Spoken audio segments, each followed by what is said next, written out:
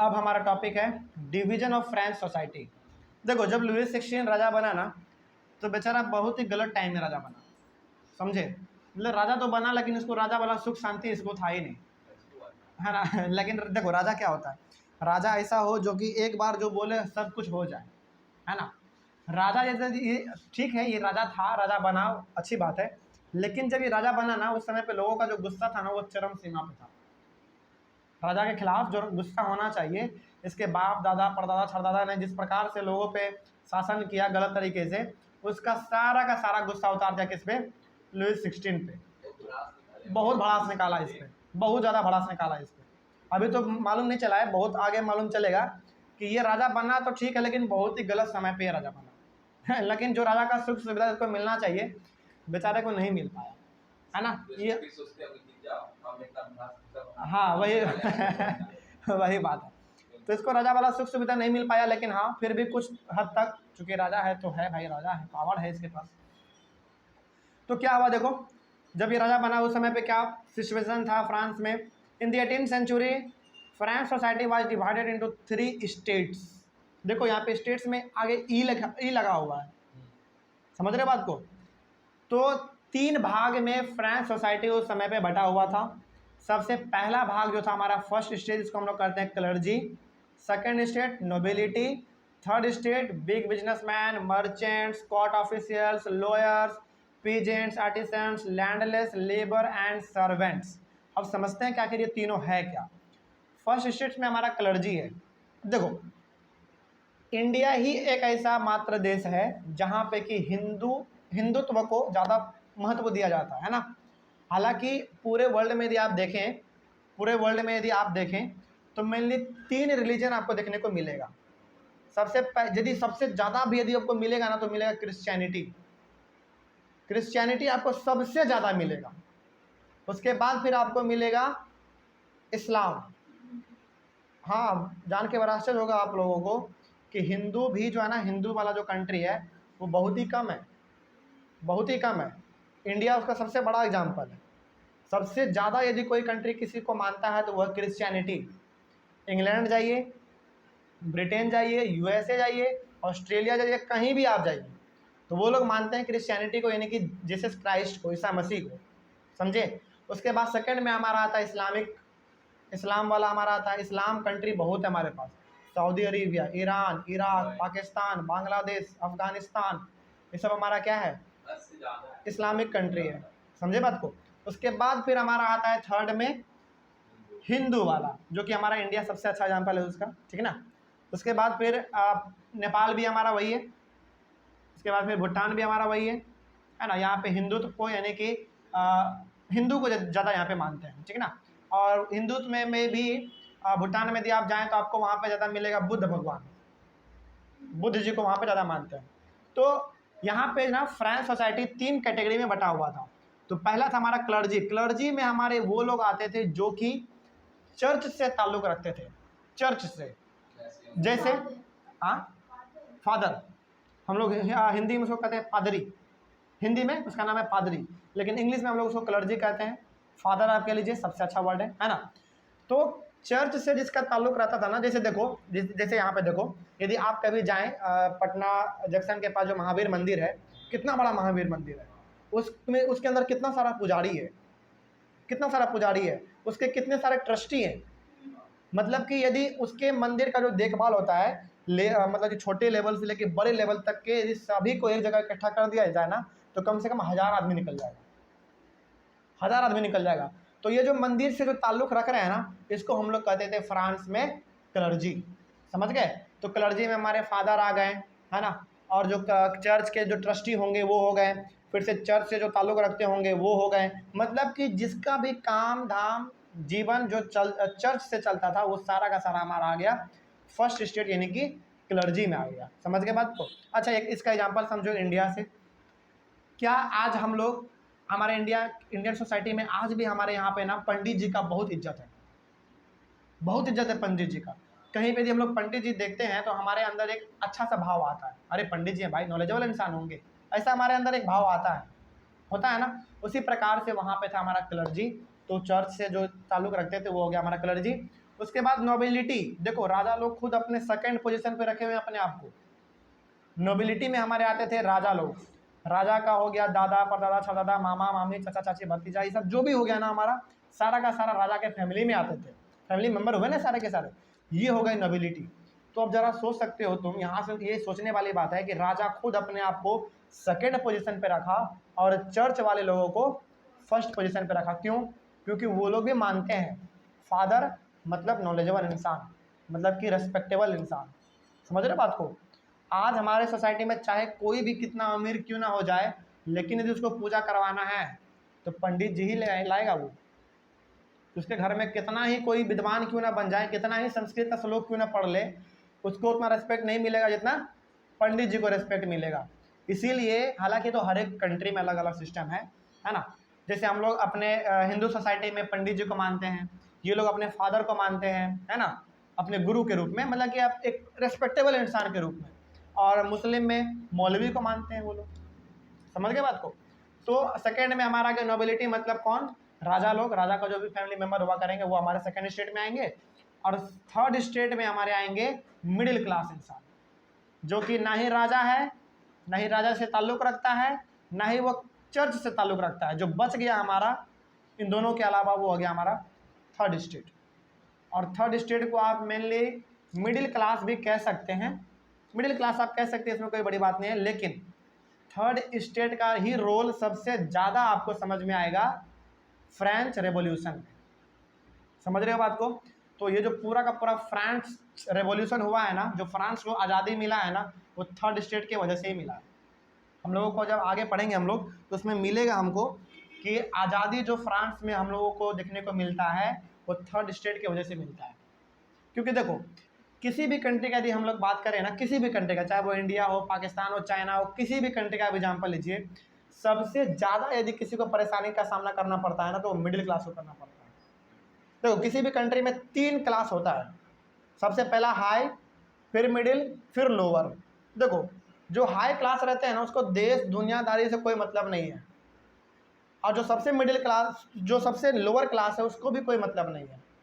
जैसे मान लो अभी पेट्रोल का दाम लगभग 100 के आसपास चल रहा है ना, 109 105, अभी कुछ फिलहाल कुछ दिन पहले कुछ दिन पहले 113 रुपया था पेट्रोल का दाम।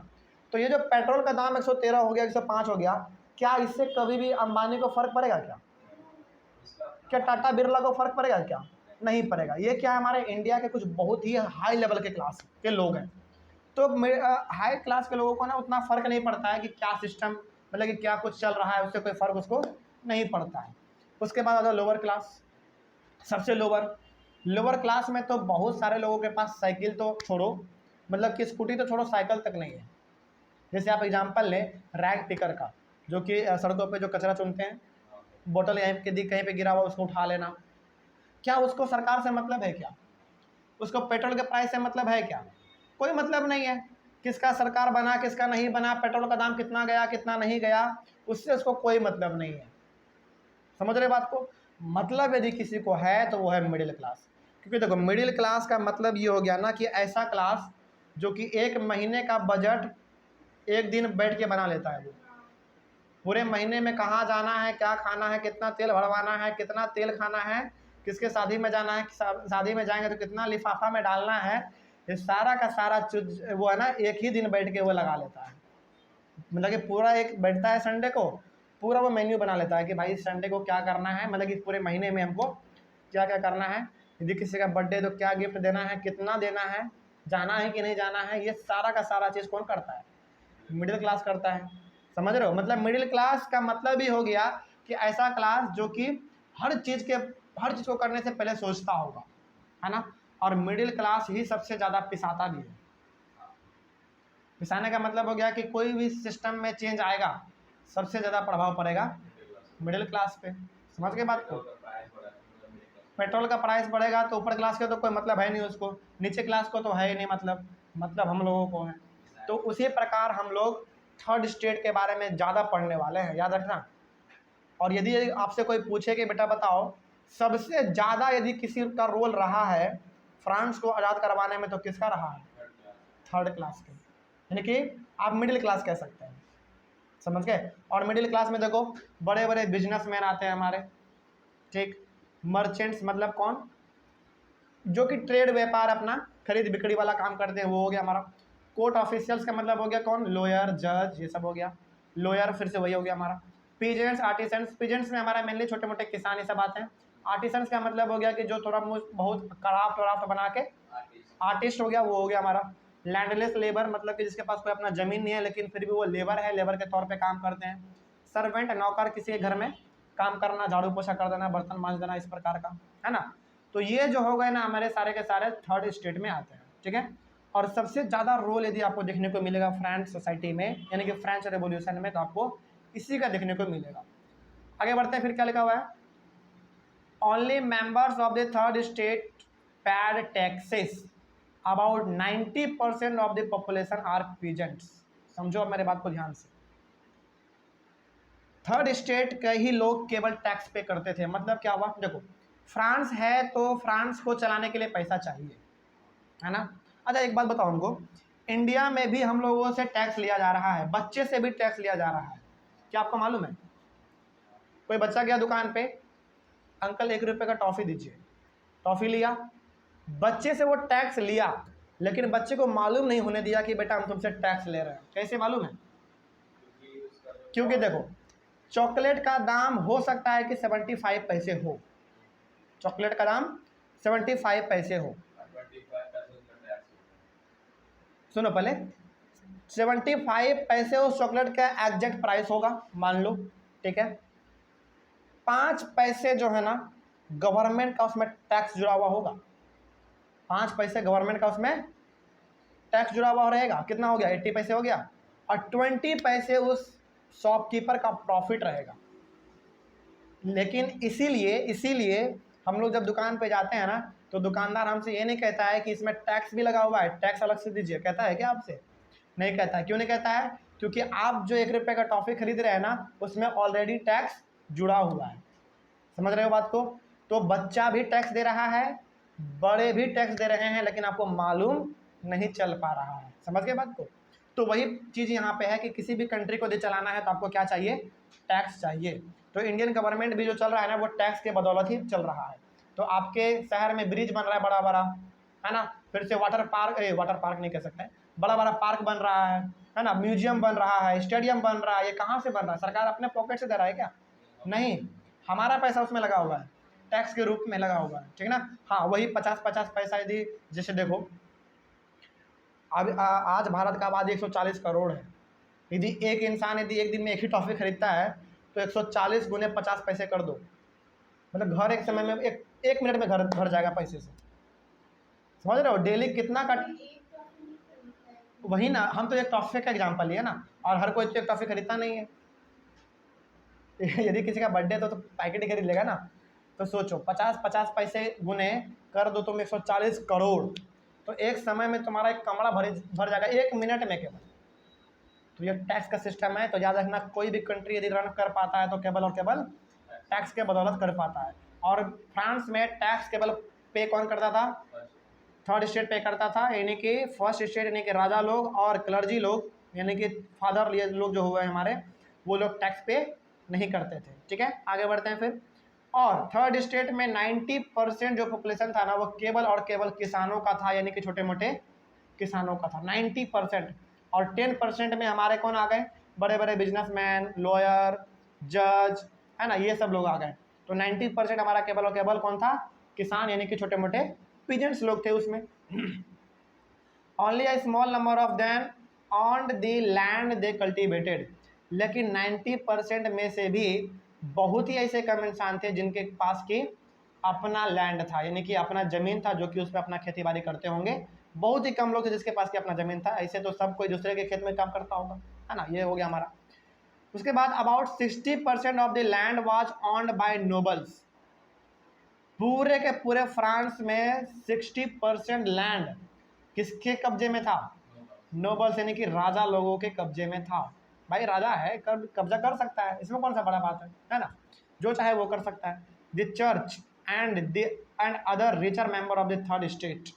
तो याद रखना 60% जो लैंड था वो चर्च और नोबल्स यानी कि राजा के अंदर में था, और कुछ मात्रा जो था ना वो बड़े लोगों के अंडर में भी था जो कि थर्ड स्टेट से बिलोंग करते थे। मतलब ये कह सकते हो कि चर्च वाले को तो पूरा फायदा मिल ही रहा था, राजा लोगों को भी कुछ पूरा का पूरा फायदा मिल ही रहा था, प्लस थर्ड स्टेट के जो बहुत बड़े अमीर इंसान थे ना उसको भी थोड़ा बहुत फायदा मिलता था। लेकिन जो थर्ड स्टेट के जो छोटे मोटे लोग थे, खास करके पीजेंट्स, वो तो रत्ती के भाव थे, रद्दी के भाव, उसका कोई उसमें इंपॉर्टेंस था ही नहीं, यानी कि उसका कोई यूज उसमें नहीं है, इस प्रकार से उसमें था। उसके बाद the members of the first two states, यानी कि किसका बात कर रहा है, क्लर्जी और नोबिलिटी का बात कर रहा है। द चर्च एंड द, कहाँ गया, हाँ, the member of the first two states enjoyed certain privileges by birth. मतलब ये हो गया ना कि बचपन से ही क्लर्जी और राजा लोगों को कुछ ना कुछ अधिकार बचपन से ही दे दिया जाता था। बेटा तुम राजा घर में पैदा हुए हो तो तुम ये कर सकते हो, बेटा तुम यदि थर्ड स्टेट में पैदा हुए हो तो तुम ये सब चीज़ नहीं कर सकते हो। समझ गए बात को? ये मतलब कह सकते हो कि बाय बर्थ जो है ना बहुत सारे लोगों को, वो भी बहुत सारे लोगों में से भी कौन, राजा लोग, राजा के फैमिली वाले लोग और चर्च वाले लोगों को बचपन से कुछ ना कुछ अधिकार दे दिया जाता था, एडवांटेज मिल जाता था उनको। उसके बाद फिर they were free from paying any taxes, उनको कोई भी टैक्स देना नहीं पड़ता था। Peasants were forced to render services to the lord, peasants को जबरदस्ती कहा जाता था कि तुम अपना जो सर्विस है ना, यानी कि राजा महाराजाओं को अपना सर्विस दो। अब सर्विस के रूप में क्या हो सकता है, जैसे देखो यहाँ पे to work in his house, उसके घर में काम करो, उसके घर में काम करो, हो सकता है झाड़ू पोछा का काम हो, बर्तन धोने का काम हो, इस प्रकार का है ना। उसके बाद फिर to work in his field, उसके खेत में काम करो, ठीक है। हो सकता है उसका बड़ा सा गार्डन हो, उसमें फूल पत्ती का पानी का सिंचाई, माली का काम, मतलब छोटा मोटा काम आप उसमें करो। To work in the army, army में काम करो।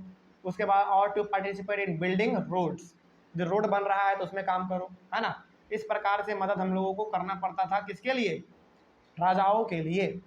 उसके बाद फिर क्या है, the church collected taxes known as tithes from the peasants. अब जरा समझो मेरे बात को ध्यान से, राजा तो थर्ड स्टेट के लोगों से टैक्स लेता ही था, प्लस यहाँ पे चर्च भी टैक्स लेता था थर्ड स्टेट के लोगों से, वो भी खास करके पीजेंट्स से।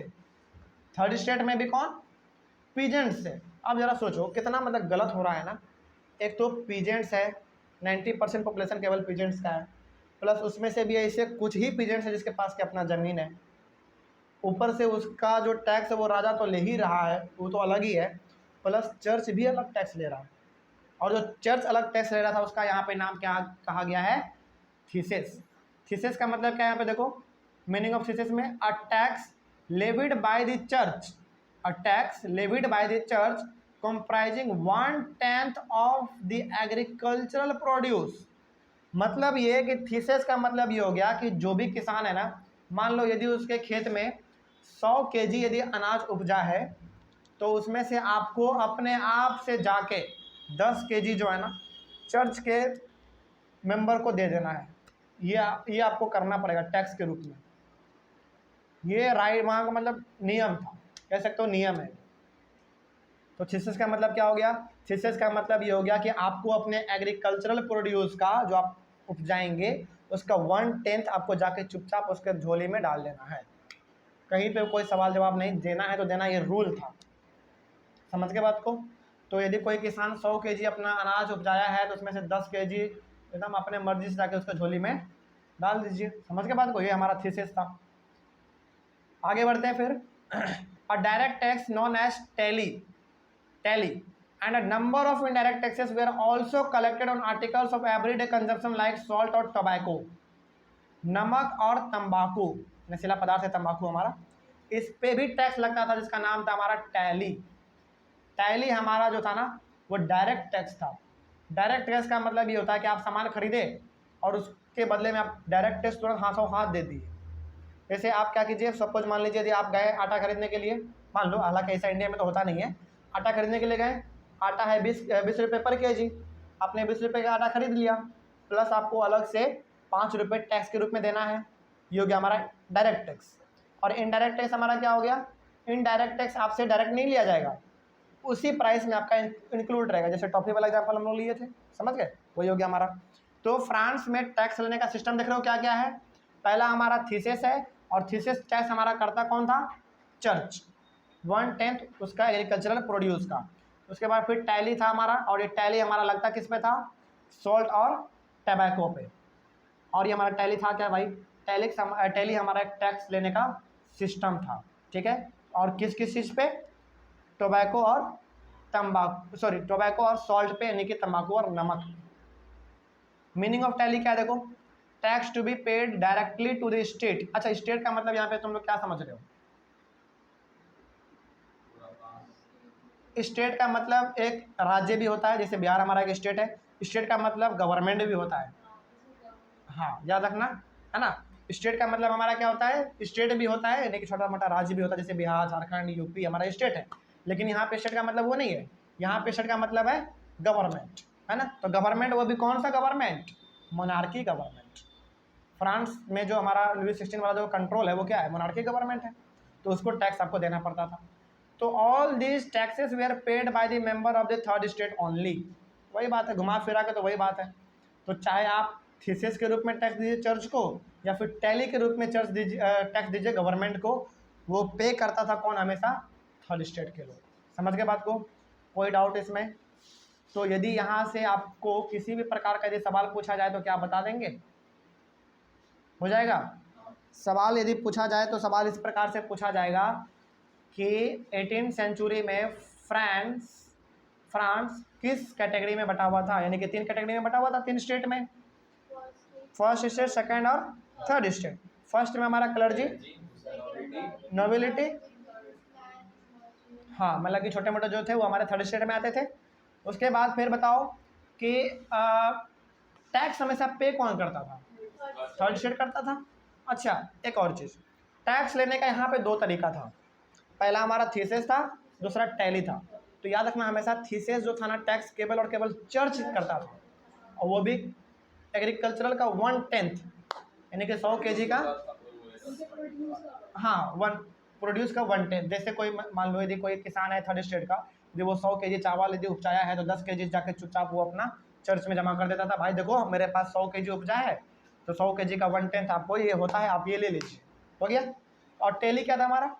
टैली हमारा एक डायरेक्ट टैक्स था, जो कि हमको देना पड़ता था टोबैको और सॉल्ट पे, डायरेक्ट गवर्नमेंट को, यानी कि स्टेट को। समझ गए? चलो, उसके बाद फिर आगे ये आपसे ये भी पूछा जा सकता है कि बाय बर्थ प्रिविलेज किनको किनको मिलता था? नोबिलिटी और चर्च को, है ना। और इसमें सवाल क्या बन सकता है? इसमें सवाल बन सकता है, और इसमें सवाल बन सकता है कि थर्ड स्टेट में पॉपुलेशन पीजेंट्स का कितना था? 90% था, ठीक है। उसके बाद फिर सबसे ज़्यादा ज़मीन किसके पास था? चर्च, नोबिलिटी और थर्ड स्टेट के कुछ बड़े और अमीर इंसान, उसके पास 60% ज़मीन था केवल उनके पास, ठीक है। तो सवाल हम लोगों को ढूंढ ढूंढ के पूछा भी जा सकता है, ठीक है। प्लस आपको मालूम भी होना चाहिए कि आखिर हम लोग पढ़ क्या रहे हैं। मालूम चल गया ना? कोई डाउट इसमें? चलो, अब एक बात और, चूँकि हम लोग यहाँ तक पढ़ चुके हैं तो अभी तक हमारे किसी भी सस्पेंस का कन्फ्यूजन दूर नहीं हुआ। अभी तक अभी आया ही नहीं है, वो टॉपिक हमारा अभी आया ही नहीं है। इसके बाद जो हमारा टॉपिक आएगा ना, उसमें हम लोग अपने एक एक सस्पेंस को दूर करते हुए चलेंगे कि आखिर जो हम लोगों ने पहले पार्ट में पढ़ा वो हो क्यों रहा था। समझ गए बात को? इसमें कोई डाउट? अब चलो, नेक्स्ट क्लास में हम लोगों का टॉपिक होगा, क्या टॉपिक है? The struggle to survive. ये हमारा नेक्स्ट टॉपिक होगा। इसमें क्या है, इसमें हम लोग अपने नेक्स्ट क्लास में पढ़ेंगे। समझ में आ गया? ठीक है, चलो क्लास ओवर करते हैं फिर।